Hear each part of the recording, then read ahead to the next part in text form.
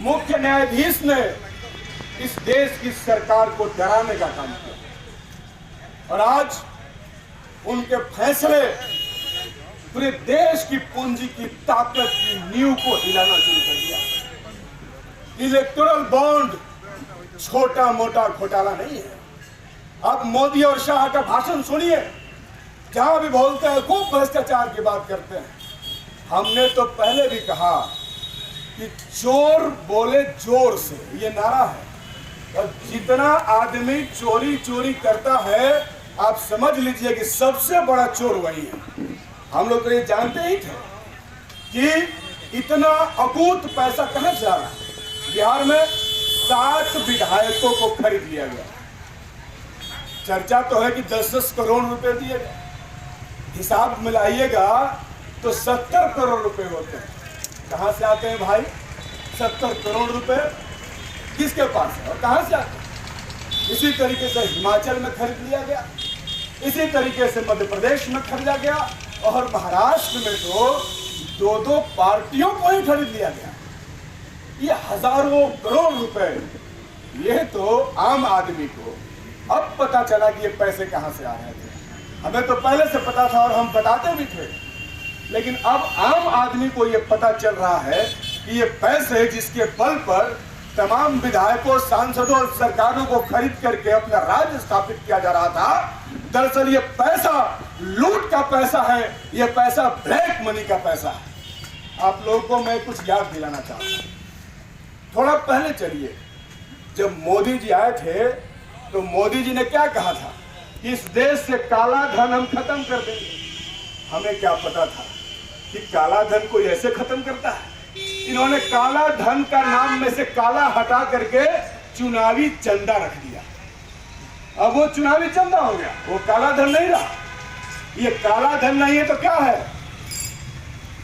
जब supreme court of India ने SBI से रिपोर्ट मांगा, जो एसबीआई ने अधूरा रिपोर्ट दिया है, फिर सुप्रीम कोर्ट ने कहा है कि आप पूरा रिपोर्ट 18 मार्च तक जमा करें। कल तक उसको टाइम है, लेकिन जो रिपोर्ट जमा किया है उसमें क्या है? जिस कंपनी की आमदनी, टर्नओवर, नेटवर्थ 1 साल में 10 करोड़ का है, वो कंपनी 100 करोड़ चंदा देती है। आमदनी 8 नहीं, खर्चा रुपया। आमदनी है 100 रुपया और चंदा देता है 5000 रुपया। कैसे देता है भाई? हिसाब तो ये है कि वो पैसा उसके पास आया कहां से। ये टोटल ब्लैक मनी का खेल है। और मोदी जी को जो लोग राष्ट्रभक्त समझते हैं, उनके लिए भी इसमें बात है। पाकिस्तान की कंपनी से चंदा लिया इन्होंने इलेक्टोरल बॉन्ड के नाम से। कब? पुलवामा हमला होने के बाद। अब तो लोग ये तो गाल बजाने वाले लोग हैं, इनको तो कोई लॉजिक आता नहीं है। थेथरोलॉजी में पीएचडी है। Amit Shah ji India today conclave में ऐसा बात कर रहे थे और एक पत्रकार जो तो सवाल ही नहीं पूछता, पत्रकार तो सवाल ही नहीं पूछता है, उसमें हिसाब जुड़वा रहे थे। अरे भाई, एक आम आदमी समझ सकता है कि पुलवामा हमला हुआ, उसके बाद पाकिस्तान की कोई कंपनी दूसरी पार्टी को चंदा क्यों देगी? साफ गणित है। इसीलिए तो पुलवामा हमले का जांच आज तक नहीं हो सका, जिसके नाम पर 19 मई की सरकार बन गई।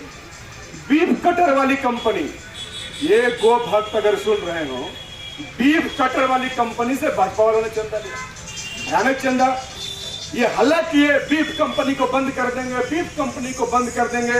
अब जितना बीफ कटर कंपनी था सब पहुंच गया मोदी जी के आगे, हजूर काहे बंद कर रहे हैं, कुछ लेन देन करके सल्टाना दीजिए। तो बोला कि बॉन्ड खरीद लो। इतना बात आप लोग भी समझते हैं ना, कि नहीं समझते हैं? समझते हैं कैसे सेटलमेंट होता है।